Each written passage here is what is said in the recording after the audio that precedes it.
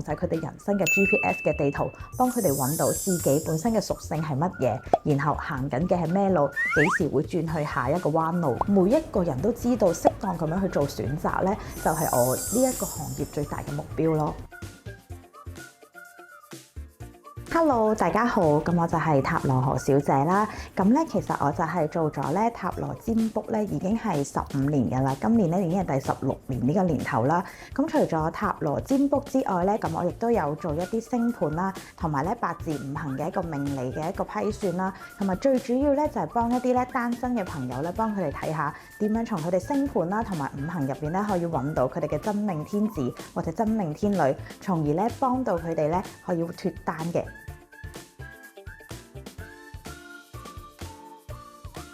咁其實咧塔羅牌咧就係比較細個嘅都，咁可能係喺我19歲嘅時候咧，嗰陣時咧我哋差唔多中學畢業嘅時候啦，咁我就去咗一個歐洲嘅畢業旅行咁樣啦，即係同屋企人去嘅。咁嗰陣時咧街邊嘅有啲吉卜賽嗰啲人嘅占卜啦，咁就覺得即係幾得意咁，覺得好好奇咁就問下。咁嗰一次咧嘅去旅行咧，佢就話我又會唔見相機啦，又會入差館啦，又會搭唔到嗰班飛機啦，咁哇！跟住之後咧一聽到就覺得哇！黐線，有咩可能啊？點會啊？一次咁樣，跟住就走咗啦。點知咧嗰一次旅行完咗之後咧，就真係呢3樣嘢咧都應驗晒。我去即係一啲好多人嘅球場嘅時候咧，又唔見咗我嘅相機啦。跟住之後咧又搭唔到嗰班飛機啦。咁當然最後尾咧都有入埋差館咁樣經過過。咁當呢件事一咁樣應驗之後咧，就覺得呢樣嘢哇咁神奇嘅，街邊咁樣講都咁準。咁翻到澳門之後咧，就好好奇咁，好想了解，好想研究呢樣嘢。就係從嗰陣時咧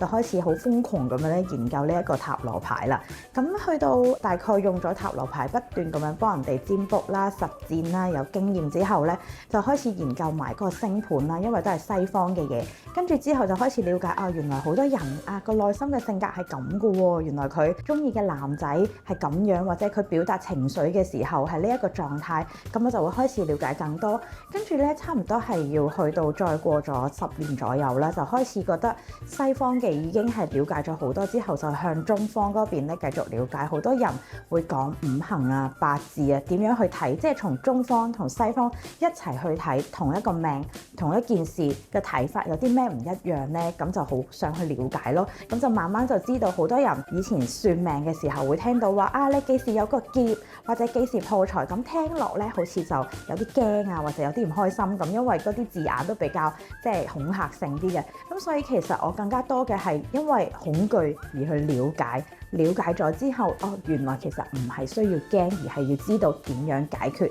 點樣面對先係真正幫到自己同埋幫到其他人咯。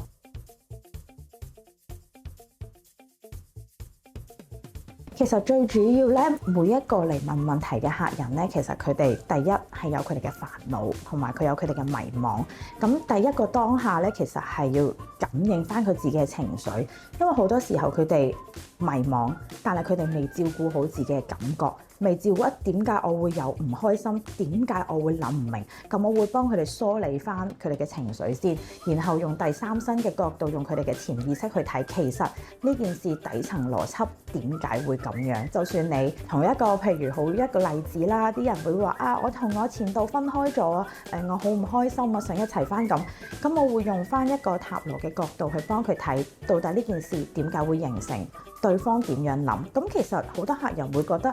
原來同我諗嘅有差別喎，原來佢想要嘅係咁，佢口講嘅唔係咁。咁我就會用第三身嘅角度幫佢分析翻呢一件事其實係點，外在嘅因素影響係點，同埋最重要嘅咧就係同翻當事人講，你應該用一個乜嘢嘅心態去面對，用乜嘢嘅方法去面對佢，解決佢呢個疑難咯。因為好多時候問問題嘅客人咧，佢哋其實係唔係好識得問問題嘅，佢淨係知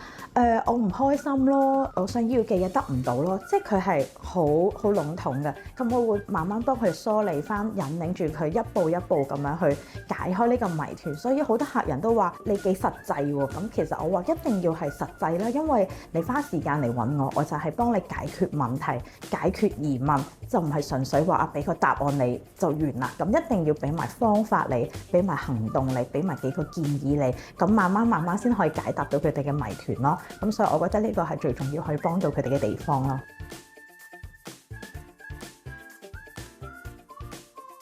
其實都有㗎，因為其實好多人見到我咧就話，我都會同佢哋講我有15年經驗咧，咁佢哋全部都係會好驚訝啦。咁所以其實我嘅客戶咧普遍都係比較年輕一啲嘅，咁但係令到我最深刻印象嘅咧就係比較年長啲嘅客人啦。咁喺我嘅咁多位客人入邊咧，有啲都可能係60後嘅客人嚟嘅。咁喺我哋嘅角度會覺得，佢哋都咁大個啦，都冇咩感情問題問。咁但係其實正正係相反咯，嗰位客人揾我咧都係問西方嘅，即係可能一啲年紀相對比較年長少少嘅人咧，佢哋都會比較用中式啊問卦咁樣。咁咧嗰位客人咧就係60後嘅，咁佢就問西式嘅塔羅占卜，咁都係問佢嘅感情事嘅，即係問佢同另一半之間嘅關係。咁佢就話咧，佢老公咧就包二奶，咁佢離唔離婚好咁樣，咁都係一個60幾歲嘅一個姨姨啦。咁所以其實我會覺得感情問題其實唔一定淨係後生女或者一啲啱啱結婚嘅人或者結咗婚好耐嘅人，其實感情呢一個課題咧係無論你係由小學生、中學生開始，你已經係需要去經營呢一段關係，唔係話啊我哋都結咗婚幾十年啦冇問題啊，咁其實都唔係啊，每一樣嘢都係要經營，都係要滋潤㗎咯。咁所以喺嗰一次嘅塔羅占卜度咧，佢講咗好多佢人生過往嘅經驗啦。因為佢而家嘅感覺、佢而家嘅感情或者佢嘅感受，都係由佢過往60年咁樣累積而嚟嘅。咁所以我就會幫佢梳理翻以前一直落嚟嘅一啲委屈啦，或者一啲感覺咯。最主要係唔係話要佢哋改變一啲咩觀念，而係佢哋知道點樣令自己舒服啲，同埋對大家都好咯，即係都要利他咯，即係從佢自己角度，佢要覺得舒服，佢另一半都要覺得好，咁大家配合翻嘅話咧，咁先至係最好咯。咁就會從我嘅層面去幫佢去解決呢個問題咯。咁佢哋最開心嘅咧，其實係有人同佢哋傾偈，同埋傾訴佢嘅心事咯。因為反而嗰個年紀嘅人咧，可能佢有啲朋友啊，咁可能會一齊出嚟啲聚會，咁但係好少咧就會講多啲咁深入、咁內心嘅話題咯。咁甚至乎可能係自己嘅仔女咧，都未必話會即係咁坐低咁樣傾下呢啲嘢咁。所以變咗係我哋係佢哋嘅一個出口咯。咁所以其實呢一次個案我真係覺得好深刻咯。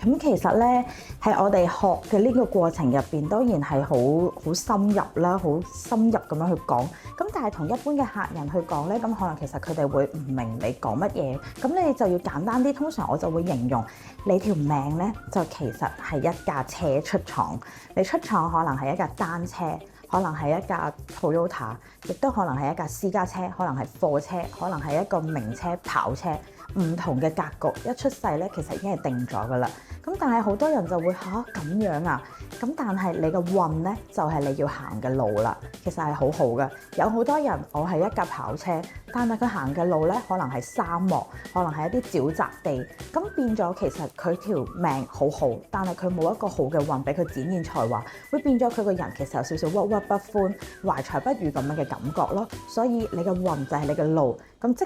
使如果你係一架單車，你都覺得好似有啲風吹雨打咁，但係如果你行喺一個健康徑、一個公園度，你又會覺得幾平坦、無事無過、無風無浪都幾好咁。咁用呢一個比喻咧，就會比較客人會比較容易啲明白自己嘅命同埋運應該點樣掌握咯。咁而且我就會同佢講，你個運唔係一直都係咁嘅，有時候你係行緊沙漠，有啲錯，但係有時候咧，你會轉入去大城市，幾時你會轉入一個康莊大道，幾時又會去翻懸崖峭壁，咁我會有一個預想俾佢，咁但係亦都唔需要恐懼咯，你只需要做嘅就係準備咯。幾時好似一個 GPS 嘅地圖咁，其實我哋而家揸車有 GPS 地圖，好清楚遲啲差唔多冇油啦，可以去充油，前邊點樣行，你會有一個預想，你會有一個預判咯。咁人生都係一樣咯，咁我就係佢哋人生嘅 GPS 嘅地圖，幫佢哋揾到自己本身嘅屬性係乜嘢，然後行緊嘅係咩路，幾時會轉去下一個彎路咁樣咯。咁我相信咁樣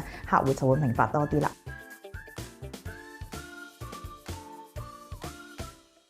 我其實咧就係希望每一個人都可以成為咗自己嘅 GPS 嘅地圖，同埋咧去咗呢一個神秘化。好多人會覺得咧呢一啲係玄學啦，即係唔係啲咩精密計算啦，會覺得係一個迷信咯，即係會有一個咁樣嘅感覺。咁但係其實我最想做到咧就係將佢變成一個科學咯，因為佢事實係幾千年嘅歷史，無論係東方定係西方，佢都係有好多數據好多文章去支持佢之前講過嘅嘢，只不過咧係普羅大眾未必會一時三刻咁樣理解或者明白到，所以就覺得啊，你做呢啲嘢係迷信嘅。咁亦都咧唔推行係一啲好封建迷信嘅思想啊，例如嗰啲以前古代入邊有一啲文獻做啲好奇葩嘅嘢，就覺得咁樣就係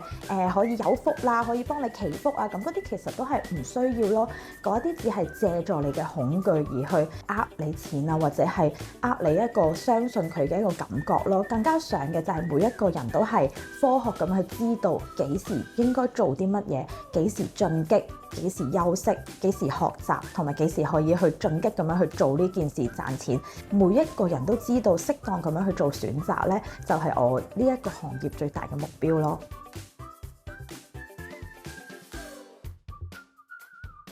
我諗應該會係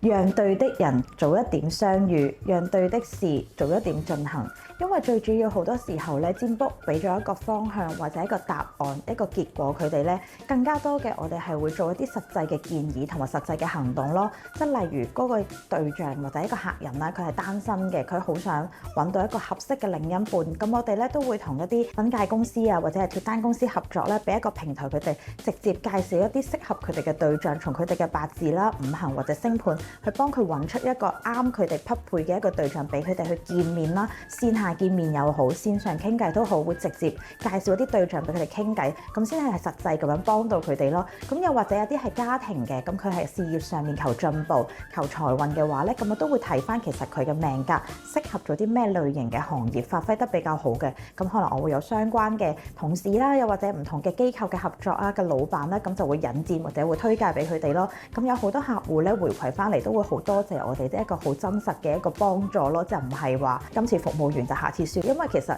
你了解佢嘅命，其實係好了解佢嘅性格同埋好了解佢嘅感覺咯。咁其實每一個客戶都已經係變成咗我哋嘅朋友，咁覺得啱嘅話咧，咁都會互相介紹，無論係一啲業務嘅推廣啦，或者係工作嘅內容啦，又或者係結交朋友，咁都會嘅。因為好多時候，我覺得澳門呢一個地方雖然細，咁但係每一個人咧都係好做自己嘅嘢，咁但係就係差一啲平台啊，或者一啲連線嘅點，將一啲有趣嘅人同埋事連結埋起嚟，咁成個澳門嘅感覺咧，咁其實就會溫馨好多咯。